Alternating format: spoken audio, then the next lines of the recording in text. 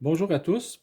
Aujourd'hui, ce que je vous propose comme capsule, c'est une méthode pour corriger un petit peu plus facilement vos travaux écrits, que ce soit des dissertations en français, en philo ou des travaux en mathématiques.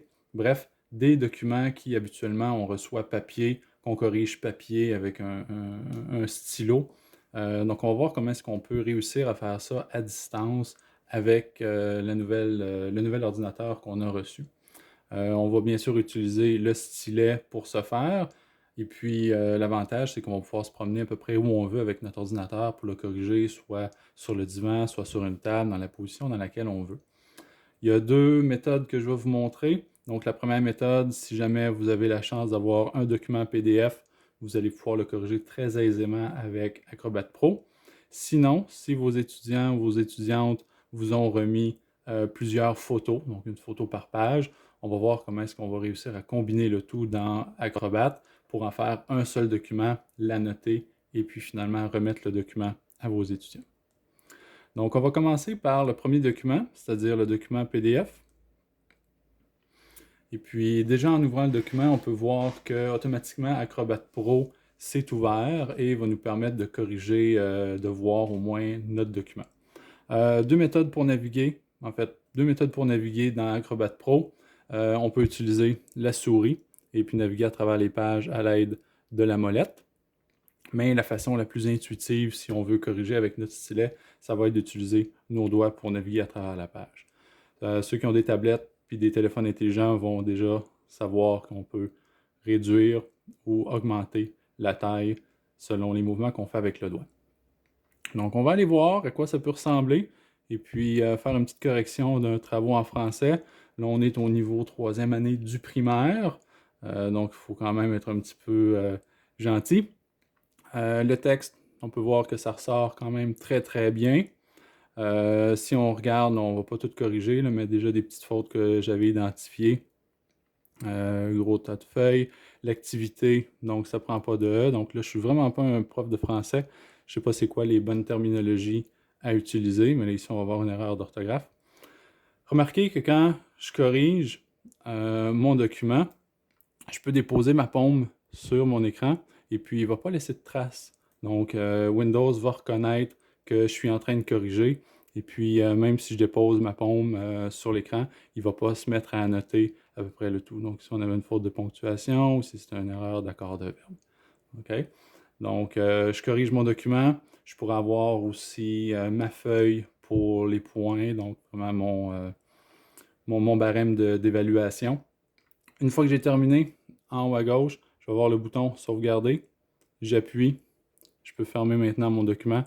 Et voilà, il est corrigé, il est annoté, prêt à retourner à l'étudiant qui va être capable de l'ouvrir avec n'importe quel logiciel pour ouvrir un PDF, tout annoté exactement comme on le ferait en temps normal. Si par contre, votre étudiant ou votre étudiante vous a envoyé des images, une image par page, comme on a le cas ici, eh bien, il va y avoir une petite procédure qu'on va devoir faire à la main. Pas tellement compliqué, je vous montre. Donc, cette fois-ci, au lieu d'ouvrir les documents un par un, je vais commencer par aller ouvrir Adobe Acrobat. Donc, dans le menu Démarrer, Acrobat DC. Et nous allons créer un nouveau fichier PDF. Pour créer notre format PDF, on a plusieurs options. Dans notre cas, dans mon cas ici, j'avais plusieurs images, donc je vais sélectionner plusieurs fichiers et je vais demander de combiner les fichiers dans un seul document PDF. Ajouter les fichiers en cliquant sur le bouton, donc je vais cliquer sur Ajouter et je vais aller naviguer et sélectionner chacun des documents que je souhaite ajouter à mon document PDF. Donc ici, les 4 images, 1, 2, 3 et 4, et cliquer sur Ouvrir. J'ai choisi mes documents dans l'ordre, donc les pages sont déjà dans le bon ordre, mais si jamais on voulait changer l'ordre des pages, simplement cliquer dessus à une reprise et le prendre et le déplacer à un autre endroit.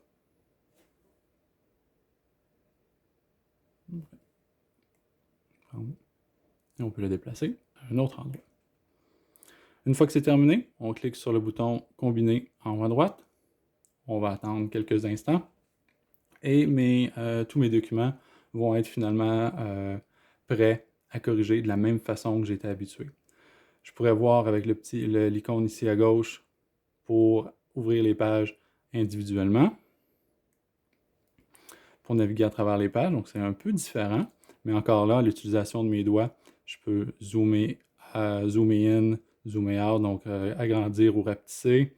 Je peux annoter également. Je peux annoter avec mon stylet. Ici, on pourrait dire no password, aucun mot de passe.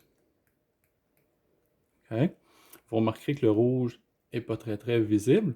Donc, c'est une bonne occasion d'utiliser le premier bouton de mon stylet. Donc, je maintiens mon bouton du stylet. Je vais aller cliquer sur mon texte, propriété. Et je vais pouvoir, dans cet écran, changer. Je pourrais changer la couleur. On dire, bon, on va mettre ça en bleu, agrandir la taille du texte, qui dans mon cas serait peut-être un petit peu mieux pour voir. Si je désire que ces nouveaux paramètres soient par défaut la prochaine fois que je corrige, eh bien, j'ai simplement qu'à cocher par défaut avant d'appuyer sur OK. Et puis, je vais pouvoir continuer ma correction. Page 2. On est revenu au rouge parce que je n'ai pas sélectionné par défaut. Lorsque j'ai terminé, simplement cliquer sur le bouton en haut à gauche, sauvegarder, choisir l'emplacement où je veux sauvegarder mon document, entrer un nom, cliquer sur enregistrer, et mon document va apparaître ici, et il va être prêt à envoyer à l'étudiant pour la révision.